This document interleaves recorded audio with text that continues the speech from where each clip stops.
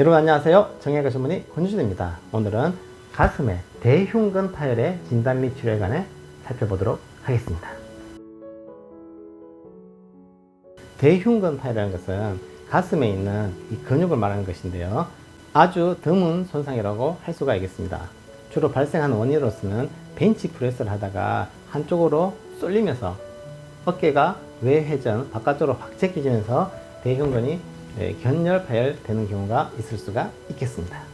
진단으로서는 병력과 이학적 검사, 벤치프레스를 하다가 어깨가 제껴졌어요. 그러면서 어깨 주위 그리고 팔까지 이렇게 멍이 들어 있으면서 통증이 있고 확진은 MRI 검사로 할 수가 있겠습니다. 치료로는 부분 파열이거나 근육 내 파열일 때는 비수술적 치료를 하게 되고요.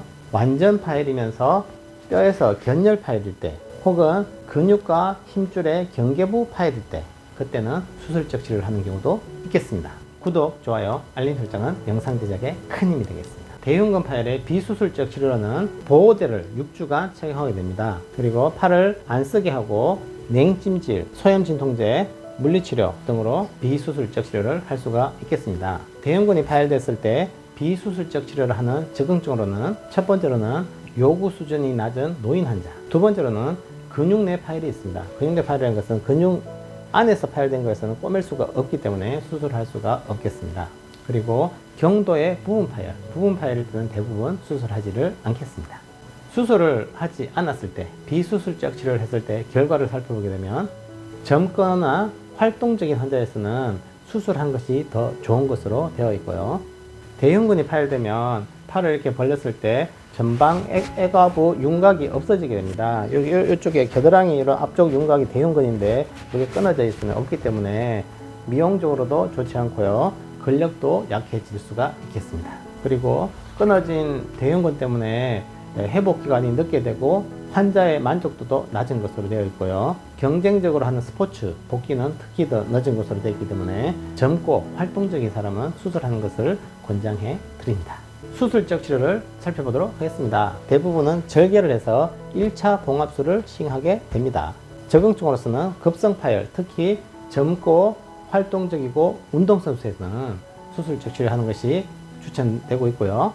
근육 내 파열은 수술할 수 없지만 건 내 파열, 힘줄에서 끊어지거나 뼈에서 견열 파열 혹은 건과 근육의 경계 파열일 때는 수술적 치료를 하는 것이 좋은 것으로 되어 있습니다. 결과는 근력 회복이라든가 스포츠 복귀, 환자 만족도 면에서 아주 우수한 것으로 되어 있습니다. 대흉근 파열은 아주 드물기 때문에 이런 수술을 하는 경우가 그렇게 흔하지가 않습니다.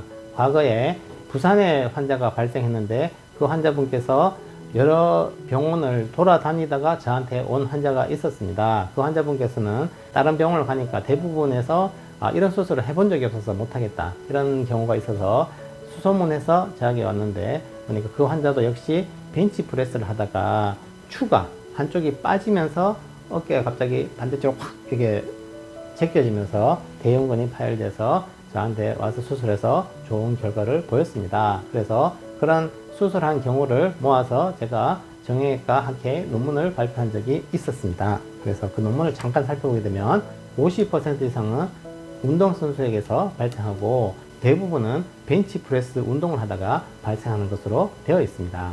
저희 논문의 결론을 보게 되면 대흉근 파열은 예방이 중요한데요. 운동을 하기 전에 스트레칭과 워밍업을 충분히 하고요. 벤치프레스 할 때는 처음부터 너무 무거운 무게를 하면 좋지를 않겠습니다. 그리고 벤치프레스를 할 때 특히 주의할 게 추가 빠지는 것을 막기 위해서 고정을 확실히 하고 벤치프레스를 하는 것이 좋겠습니다. 갑자기 추가 빠지면서 한쪽으로 쏠리면서 대흉근이 파열되는 경우가 많이 발생하는 것으로 되어 있습니다. 두 번째로는 벤치프레스를 하다가 대흉근 파열이 의심이 된다면 병원에 와서 정확한 진단과 검사를 하는 것이 중요하고요. 파열 부위에 따라서 나이가 젊고 활동적이고 운동선수거나 이런 경우라면 조기 수술을 하는 것이 좋은 것으로 되어 있습니다. 수술 후에는 정확한 재활 훈련을 통해서 우수한 기능과 근력을 찾을 수가 있었습니다. 대흉근 파열의 합병증을 살펴보게 되면 재파열이 약 5에서 7%로 발생한다고 알려져 있지만 실제적으로는 그렇게 많이 발생하지 않은 것으로 되어 있습니다. 가장 흔한 합병증으로서는 수술하고 나서 좀 아프다 이렇게 말씀하시는 분도 계시는데 그렇게 흔하지 않은 것으로 되어 있고요. 수술하고 나서 근력이 좀 약해졌다. 그런 경우에는 이제 수술하고 나서 운동을 안 함으로써 근육이 위축이 돼서 약해졌기 때문에 재활 기간이 끝나고 나서는 다시 운동 강도를 늘리면서 근력을 강화시키면 수술 전 근력을 회복할 수가 있겠습니다. 네 번째로는 대흉근 파열은 무조건 이렇게 절개를 해서 수술하기 때문에 나중에 흉터가 남는 그런 단점이 있지만 대부분 남자이기 때문에 크게 문제가 되는 경우는 없었던 것 같습니다. 지금까지 시청해 주셔서 감사드립니다. 다음에도 더 좋은 영상으로 여러분들께 인사드리겠습니다.